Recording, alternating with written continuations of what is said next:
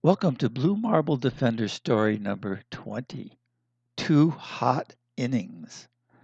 This story is told by Rookie and it includes radio sportscast transcriptions. Chapter 1, A Heat Wave in Maine. We'd moved to Brussels, Belgium in the spring. Just too late for me to join the City Little League. I did get to play a few games as an unofficial substitute, but I wasn't eligible to join the city's traveling team that was scheduled to tour part of the eastern United States and compete with locals along the way. A lot of bummers in life, eh? This is true, but in this particular story, things get better. Our family traveled to the U.S. state of Maine that summer to visit a friend of Pop's. One afternoon, when we were at the Old Orchard Beach, Pops yelled from his hideout under an umbrella, "Hey, Rook, a phone call for you." I hate to admit I was in the middle of building a sandcastle. Yeah, okay. I know I'm not 4 years old anymore, but I like building them, and it's because I like destroying them. At first I thought Pops was joking, and he was going to whack me with a water balloon or something when I showed up. But nope, the call was the real deal. My team from Brussels was now in nearby Portland, Maine, and one of the infielders couldn't play because he'd had an allergy attack. The coach, he got Pop's phone number from the Blue Marble hotline, called him, and was now asking me to join the team for a game. Well, it took me all of 35 seconds to get the agreement from Mom and Pops and to sign on with the coach. Fortunately, I brought my mitt along, but unfortunately, all of Maine was in the midst of a big-time heat wave, which explains why we were at the beach. Chapter 2, Top of the Fifth, the radio sportscast. For any listeners who've joined us late in the game, this is Helen Larkspur broadcasting from the Ted Williams Little League Field in Portland, Maine. The Brussels Mannekens, a traveling Little League team from Belgium, is here playing our own homegrown Sea Pups, and we're about to start the top of the fifth inning. It's a hot, sticky day here. The temperature is in the mid-90s, and the humidity is in the mid-90s too. If a loud crash should come through your radio speakers, it might be me fainting from the heat here in the broadcast booth. If that happened, I'd probably be back on the air in a few minutes. But if it's longer, please call the Portland Fire Department and ask them to check on me. Whoops, only joking, folks. I get a little ditzy when it's this hot. Oh, and I should tell you one more thing.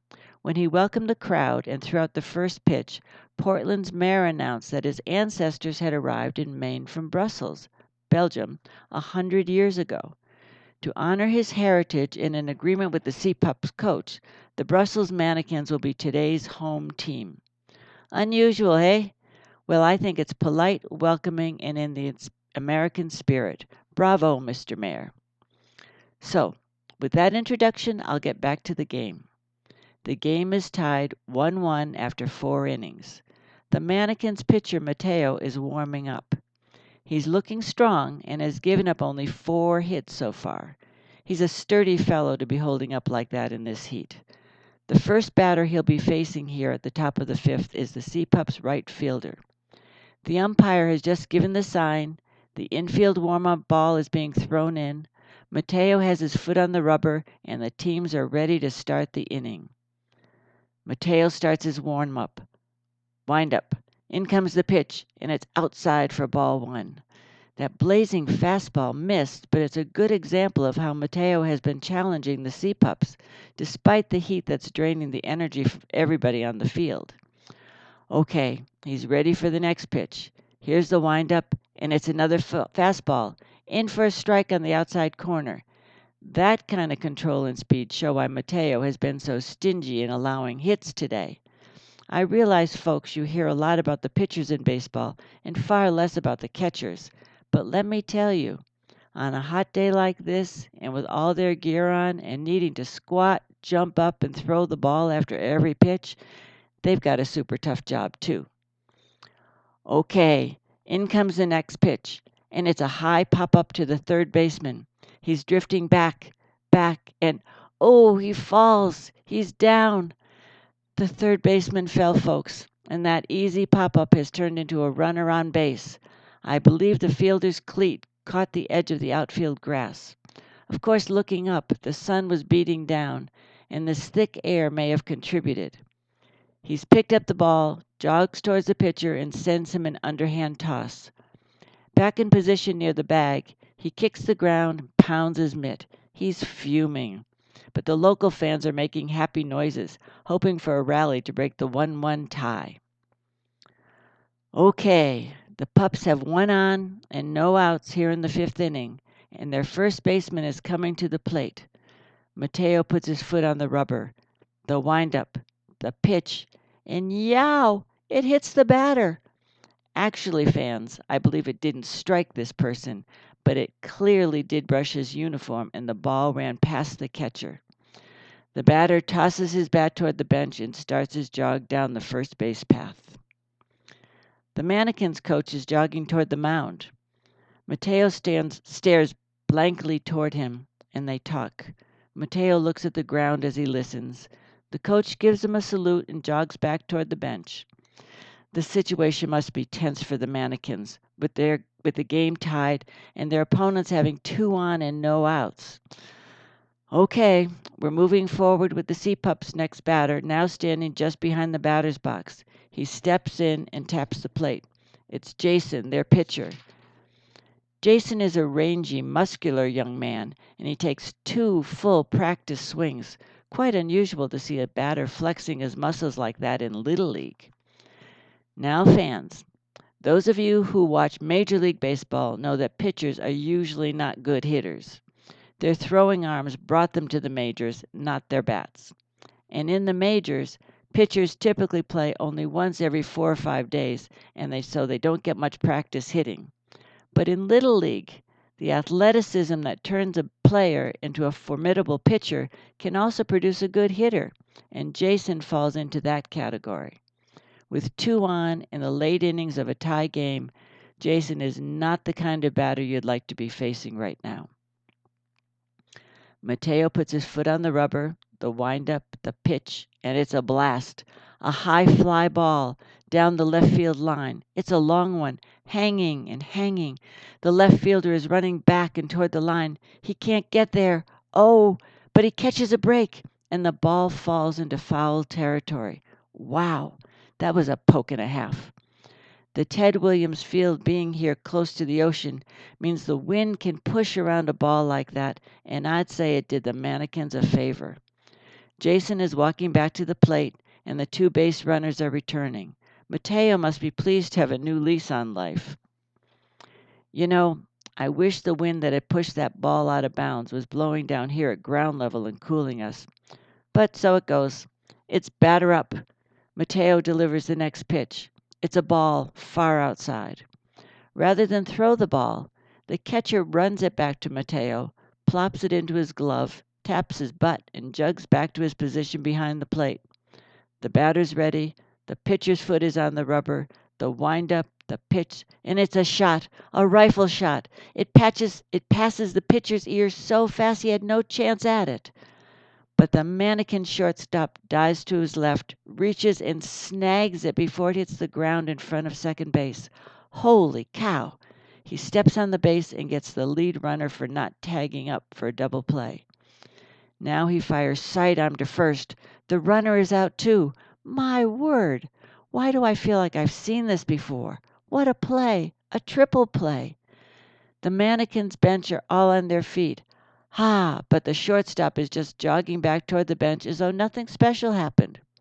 But now I see a smile starting to form as he touches his cap in recognition of the fans' wild reaction. Now someone is bounding out of the stands below me. I recognize that guy. Yeah, for sure. It's Xander Bogart, the Boston Red Sox shortstop. You might know him by one of his nicknames, the X-Man or Bogey. He points, calls a greeting to the Manneken shortstop, and tips his hat. What an honor for a little leaguer to receive from a pro who plays the same position. The shortstop smiles, nods, and walks the final few feet into the dugout. Well, that young man must know he pulled his team out of a jam. But, and it's a big but, we all know the Mannekens have work to do if they're going to win this game. As the Sea Pups organize themselves to take the field, let me tell you something interesting I happen to know, because I live in nearby Andover, Massachusetts. Bogart is a Belgian name. Perhaps that's why Xander's here watching this game. And if you wonder why one of Xander's nicknames is Bogey, it might be in part connected to the 1950s film star Humphrey Bogart, who was also named Bogey. And Humphrey Bogart attended Phillips Academy in Andover. My neighbor and friend Carol told me that. I hope you don't barf when I tell you this type of thing, but I'll quit with the trivia for now.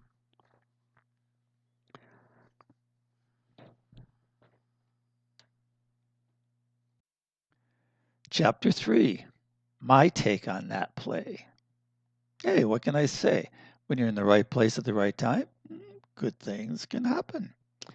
Funny how you can become a mini hero without doing anything any other player could have done. So you know you don't deserve all that attention. Anyhow, it was very cool to have Xander tip his hat to me. He'd been one of my heroes for a long time. Just before I plopped onto the bench, the coach pulled me aside. I figured he wanted to say something about the triple play, but nope. He said Mateo was getting tired and asked me if I was ready to pitch. Whoa! Of course, I said yes. What an honor. He said I should grab the catcher and start warming up now, since neither of us was likely to get up to bat in the bottom of the fifth. He tapped my butt as he walked away and, after a few steps, said, nice job on that last play, but use overhand when you pitch, right? Well, this made me glad I'd badgered Mom, Pops, and Leo to let me practice my pitching with them every day since we'd arrived in Maine. I was happy, yeah, but nervous. I made a good play out in the field, but now I was going to actually pitch, and I could lose the game. I have to admit, my mind raced, and I imagined a situation where the family was back in Brussels in the fall. Pops was telling Mom, "I've been asked to move to Antarctica." She frowned, but the idea really made me happy because I lost the game, and now I could finally get away from all those nasty stares I got whenever I passed teammates in the school's corridors. Hey, but worrying is normal. You let your worrying run its course before you get to the mound, and then you let your training and body do their things. No thinking, or not much anyhow. Throw hard. Get it over the plate and you'll keep your confidence up. Thinking and worrying, they're enemies of ball control. Muscle memory is its friend. The rules are easy. Don't chuck meatballs and don't walk batters. Use change-ups to wreck the hitter's timing. Pitch low and outside to the long ball guys. Well, after I was warmed up, I'm afraid I didn't have long to wait for the sixth inning to start. Chapter 4. Bottom of the fifth, followed by top of the sixth. The radio sportscast. The much relieved Mannekens' first batter here in the bottom of the fifth is their first baseman who made the third out in that spectacular play. Jason places his foot on the rubber. Here comes the windup and the pitch, and it's inside. Ball one. I've been talking about pitchers, and I'll continue as they change sides. A controversy of pitchers' arm injuries has swirled around Little League for many years. Many communities and coaches discourage throwing curveballs because they believe the motions to throw them put a great deal of stress on a young pitcher's arm. But some recent studies in controlled settings have shown evidence that raises questions. They say the stress of throwing a curve is nearly the same as a fastball and contend that arm injuries are simply due to overuse, pitching too long and too often. But still, many medical doctors say you shouldn't throw your first curveball until you can shave. I suppose that quote was made before girls started to play Little League, but you get the idea. The jury is still out on this controversy, But most coaches and doctors agree that a young pitcher shouldn't pitch without rest days, and those views have made their ways into the official Little League rules. For example, a pitcher who is 9 or 10 years old is allowed to pitch a maximum of 75 pitches in a game. And if he or she throws more than 51, they must rest for 3 days before pitching again. The rules are very detailed and they cover all ages and numbers of pitchers allowed. Okay, now back to the game. The infield practice ball is rolling back to the Mannekens dugout. The pitcher's got his foot on the rubber. The first batter is the Pup's second baseman, and he's ready in the batter's box. The windup, the pitch, and it's ball one outside. The batter steps back from the batter's box as the catcher throws the ball back to Rookie. Now he's back on the rubber. The windup and the pitch, and it's ball two, high. Well, folks, you can be sure this new pitcher isn't happy about falling behind in the count to his very first batter. The infield has started a little chatter, but it's muted compared to the chatter we've heard from the C-Pups bench. Maybe the difference is one of style between Europeans and Americans. In any case, here comes the next pitch. It's a fastball straight down the middle for strike one. If this batter was angling for a walk to first base, it seems like Rookie doesn't intend to play along. The catcher throws the ball back. The pitcher steps back to the rubber, starts his windup, and here it comes, called strike two. A high, hard one, folks. That ball sizzled. Throwing that hard is what makes a pitcher sweat. So the count is now 2-2. The infield chatter, if you can't hear it, is getting louder. Make him a hitter! Make him a hitter! The pitcher has his foot on the rubber. He holds his glove at his waist. His right hand hides the ball, and he aims a laser stare at the plate. Taking more than usual time is creating a bit of suspense, while the batter rotates his cleats into the dirt and wags his bat. The pitcher nods to the catcher, takes the ball in his hand, stares longer, and slowly starts his windup. Here comes the pitch, and it's swinging strike three. Rookie really pulled the chain on that pitch, and the batter swung before the ball was even close. He almost lost his balance and fell on the plate. As good a changeup as you'll ever see in Little League, folks. The Mannekens are tossing the ball around the infield. The second baseman is dragging his bat back to the bench, and the next batter, the left fielder, is walking to the plate. He's the top of the Pups' batting order, and he smacked a single to center on his first at-bat. Okay, he's settled. Rookie starts his windup. The pitch, and it's a swinging strike one. What a pitch and what a swing. Rookie challenged him with a high, hard one, and the batter went after it with a vengeance. The Mannekens can be glad he didn't connect. The infield's quiet now, and Rookie is rubbing the baseball. He puts his foot on the rubber, starts his windup, and here comes the pitch. He laces it down the third baseline. The third baseman fields it on the hop, digs it out of his glove, sets himself, and throws for the force at first. Wow, what a shot! The crack of his bat might have been the crunch of Space Spud potato chips. Despite that high drama, the scoreboard still shows a 1-1 score, but now with 2 outs. Nobody on here in the top of the 6th inning, and the next batter walks to the plate cradling his bat. The bat drops down to his side, and he settles his feet into the batter's box. Now he leans his shoulder and whole torso backward as if stretching to be ready for the work ahead of him. Now he raises his bat, stares at the mound, and Rookie starts his windup. Here comes the pitch. It's a fly ball to right field just beyond the reach of the second baseman. Will it drop in for a single? The right fielder hustles, he leans, he stretches and backhands it. A very slick fielding effort that ends the inning and leaves the ball game tied 1-1 going into the bottom of the 6th, the last inning. The Mannekens head back to their dugout and the Pups take the field. As you folks know, this is not an official league game, it's an exhibition.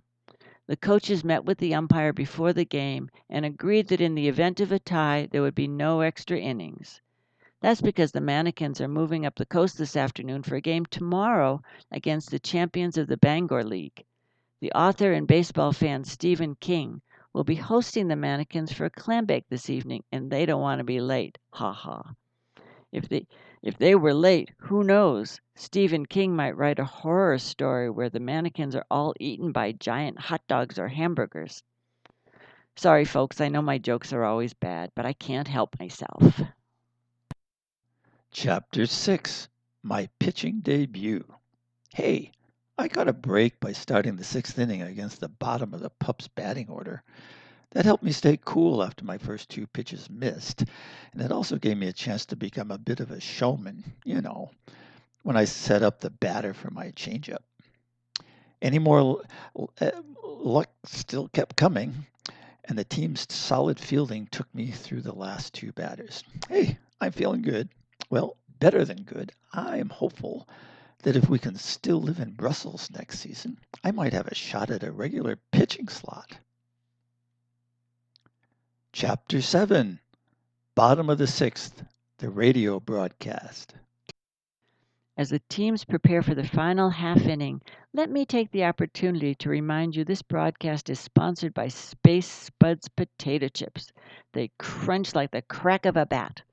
I'll also be broadcasting tomorrow's game up in Bangor, and if you happen to go, watch for me. I always bring several small bags with me, and I'd be delighted to give you a sample of just how good a potato chip can be. I'm making myself hungry now by thinking how well they'd go with Stephen King's hot dogs and hamburgers. Since this game's almost over, I'll be driving back to Andover for the evening. I'm going to open this last bag. Crunch, crack. Sorry if those sounds make your radio speakers jump, but I needed that little pickup. It looks like the C-Pup's Jason will continue pitching. He's been a steady hand for his team and has stayed on the mound throughout this super hot and humid afternoon. He has one task now, and that's to shut out the Mannekens. Because if they don't score, the two teams go home with a tie. I'm sure that would be the mayor's ideal outcome. You know how politicians want to keep all their constituencies happy. Well, at least not angry or upset. The pitcher watches the Mannekens' left fielder walk toward the plate. The infielder warm-up ball rolls toward the bench, and the bottom of the sixth is ready to start. The batter's ready. Jason winds up and throws. Crack! The batter jumped on that first pitch. He hit it on the nose, a line drive, but it rocketed straight at the pitcher. Whew! I'm glad Jason snagged it because that ball would have sent him to a place he didn't want to go. You know, the batter leaned forward first after his swing, but interestingly, he didn't have the time to take even a single step. Well, that was a quick out, and I bet Jason's glad to have it under his belt. All right, the score is still 1-1 here in the bottom of the sixth. There's one out, and the Mannekens' second baseman is coming to the plate. He's a left-hander, and he flies out to center in his first time up. The pitcher starts his windup. Here comes the pitch, and it's a bunt, a drag bunt. Being a lefty, he saves one step on the way to first base, giving him an edge. The catcher chases the ball down the inside of the baseline, but the runner's body blocks his view. The first baseman stretches out to give him a target. It'll be close. The throw. He's out at first. A truly fine baseball play, folks, starting with an excellent bunt. If the batter had dragged it just a foot or so more toward first base, the catcher could never have got to it in time. But it was a great play and dramatic. So now it's 2 down. One more out, and the game will end a tie. The mayor's happy tie, I'll call it. The catcher jogs back to his position as the next batter comes to the plate. It's Rookie, who came in from shortstop to pitch the last half inning. Jason is working quickly. He wants this game to be over. Here's his windup, the pitch, and it's a ball outside. Rookie almost went for it, but held up at the last second. The catcher turns to the umpire to see if he'd call a strike because of a slight movement of Rookie's bat, but the umpire shakes his head no. Man, oh man, this heat is getting to me and getting to everybody. I just saw sweat drops fly off the umpire's face mask as he shook his head. You know, your dear sportscaster wouldn't complain unless the heat was exceptional, but allow me a little grousing. I'm here in this closed announcer's booth, and there's no air conditioning, okay? Got that out of my system. Now back to the game. Jason winds up, and here comes the pitch. Bang! A grass cutter. The third baseman moves to his left, but the ground ball is just out of his reach. The shortstop makes an effort but can't reach it either, and it dribbles into left field. The left fielder had been playing deep because Rookie drove a long line drive between left and center his first time up, and he's taking his time getting to the ball. But Rookie isn't taking his time. He's head down, rounding first base, sprinting towards second. The shortstop sees him coming, yells to the left fielder. Now he hustles, sets, throws. Too late. Rookie slides in safe at second base. Whoa. I wonder if his coach would have wanted him to risk ending the game by trying to stretch a single. Ouch. Jason just kicked a big clod of dirt out of the mound as he marched around it. Jason doesn't usually show his emotions. Maybe he's disappointed this hot afternoon isn't over for him. The umpire is out brushing off home plate, and maybe that's his way to give everyone a chance to cool down. Say, did you notice that umpires always face the catcher and backstop when they brush off the plate? They do. I'm not certain it's a baseball rule, but it's a convention, and I'm told it's done that way so the umpire doesn't aim his butt at the fans in the expensive seats near the plate. Instead, he reserves that honor for the cheap seats in the center field bleachers. Okay, Okay, I know that's bad, but it's not a joke. Hey, I got to tell you these kinds of things. I'm a sportscaster, you know? There's one thing left out in this 1-1 tie game. The Mannekens center fielder enters the batter's box, digs in, and taps the plate. The pitcher has his foot on the rubber. Here comes the windup, the pitch, and it's a high bounding ground ball right over the pitcher's mound out to shallow center field. The runner on second got a jump and he's almost to third. Rookie's running head down but glances at the third base coach and gets a single to go for home. Good thing, since that base coach probably couldn't have held him back if he'd wanted. The center fielder charges. He comes up with the ball. He's close enough to throw directly to the plate. Here it comes. Here comes Rookie. The throw is on the money. The catcher has it. He swings his body, protects the ball in the catcher's mitt, but Rookie hook slides. Safe at home. Safe at home. Whoo! Lots of gasping and calling from the crowd. Not exactly cheering, but exhilaration at that breathtaking play. Whoa, what's that? The mayor has pulled out the Belgian flag. He's jumped up and he's waving it. Well, so much for my faulty political analysis. Ladies and gentlemen, you've been witness to the dramatic close of the hottest game of the summer. I need to go home and get cool. This is Helen Larkspur, your sportscaster, signing off from radio station WZMR on behalf of Space Budge Potato Chips. You'll love 'em. They crunch like the crack of a bat. Chapter 8. Why I Gambled. The sweat was pouring off all of us that afternoon. I made sure to keep hydrated and took in as much salt as I could, mainly through the bag of Space Buzz chips that Leo snuck into the dugout for me. After our little victory dance, a couple of my teammates said they were surprised that I took the chance of going for second base. I said I could tell most of the sea pups were slowing down because of the heat, and that they were more interested in cooling off than pushing themselves. If I'd held up at first, I'd have had no chance of scoring because it would have taken either a double by the next batter or singles by the next two. Hey, the Pups pitcher gave up only 4 hits over the first 5 innings, and the odds were high I'd be stranded. Hey, my teammates just shrugged. Maybe they wanted to argue and just let it go. I don't know. But by taking the chance to make it to second, well, that made total sense to me. Well, I do have to admit to one screw-up, not looking at the first base coach. He would have been a good check on whether my instincts were right.